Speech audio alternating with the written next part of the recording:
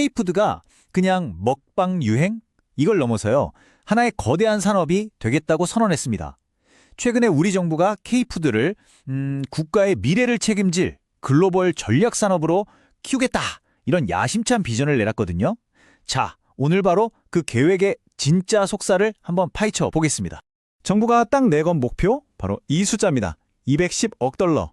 2030년까지 농식품 수출액으로요. 이걸 우리 돈으로 바꾸면 거의 30조 원이에요. 진짜 어마어마하죠? 이 숫자 하나만 봐도 정부가 K푸드에 얼마나 진심인지 그 기대가 어느 정도인지 딱 감이 오죠? 하지만 여러분도 아시겠지만 그냥 목표가 크다고 다 성공하는 건 아니잖아요. 진짜 우리가 던져야 할 질문은 바로 이겁니다. 이 엄청난 숫자 뒤에 과연 이걸 실현할 만한 계획이라는 게 있긴 한 걸까? 그리고 더 중요한 건 그 계획이 과연 시장에서 먹힐까 하는 거죠. 그래서 이 질문에 대한 답을 한번 찾아가 보려고 합니다. 오늘은요, 먼저 이 210억 달러 비전이 대체 무슨 의미인지부터 짚어보고요. 정부가 내놓은 구체적인 계획은 뭔지, 그리고 그 계획이 부딪힐 현실적인 어려움은 뭔지 하나하나 따져보겠습니다. 그리고 마지막엔 K푸드가 진짜 성공하려면 뭐가 제일 중요할지 그 핵심 조건도 같이 고민해 보시죠. 자, 그럼 첫 번째 파트입니다. 210억 달러 K푸드 비전.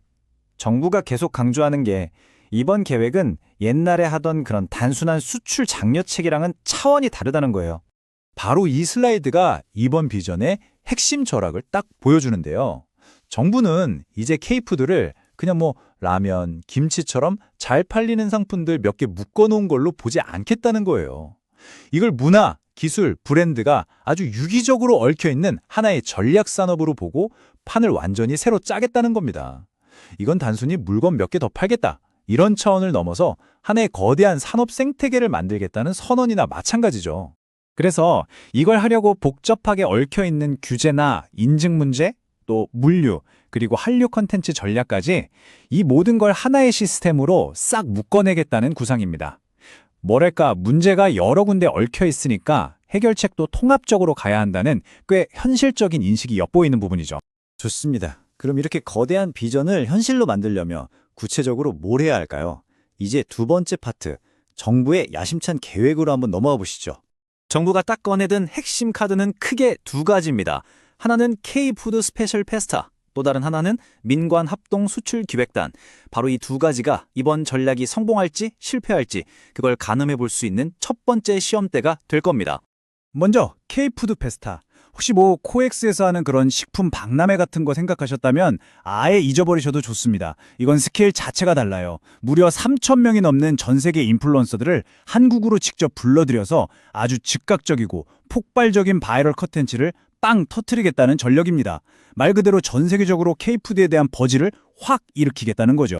그리고 두 번째 카드가 바로 이 합동수출기획단인데요. 이 기구의 목표는 아주 명확하고 실용적이에요. 우리 기업들이 해외 나갈 때마다 진짜 골치 아팠던 문제들 있잖아요. 예를 들면 나라마다 제각각인 관세 장벽이라던가 비효율적인 물류 시스템, 복잡한 유통망 같은 거요. 이런 구조적인 비용 문제를 정부랑 민간이 한 자리에 딱 모여서 한번 끝장을 보겠다 이겁니다. 자, 이제부터가 진짜 중요합니다. 이번 분석의 핵심이라고 할 수 있는데요. K푸드를 둘러싼 이 뜨거운 열기와 산업이라는 차가운 현실, 그 사이의 간극을 한번 들여다볼게요. 세 번째 파트, 화려함과 현실의 격차입니다. 우선 스테이크가 맛있게 구워질 때 나는 소리, 지글지글하는 그 소리 있잖아요. 영어로 시즐, SIZZL이라고 하는데 바로 그 부분부터 보죠. 우리 눈과 귀를 확 사로잡는 그런 화려한 부분들 말입니다.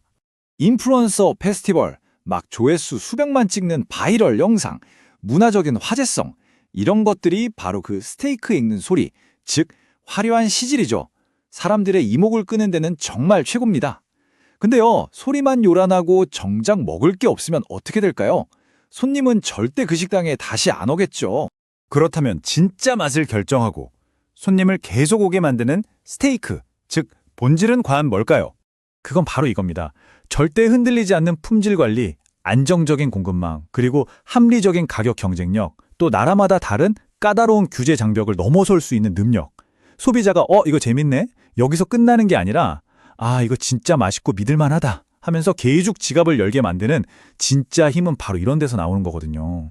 그래서 우리가 던져야 할 진짜 질문은 이거예요. 과연 그 화려한 페스티벌 하나랑 실무 회의체 하나로 이렇게나 뿌리 깊은 산업의 체질을 근본적으로 바꿀 수 있을까요? 이벤트의 뜨거운 열기가 과연 산업의 차가운 현실을 녹일 수 있겠냐는 거죠.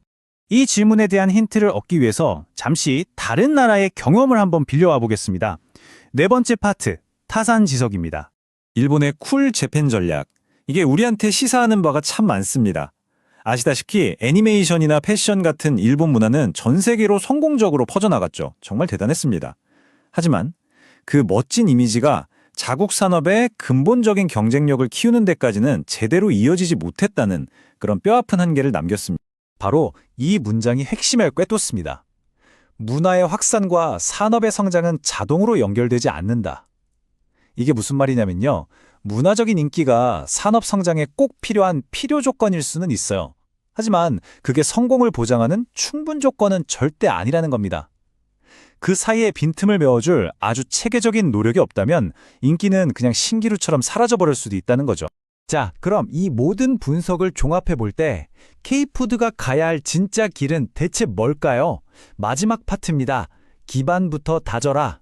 고전, 관자에 이런 말이 나옵니다. 창고가 가득 차야 예절을 안다.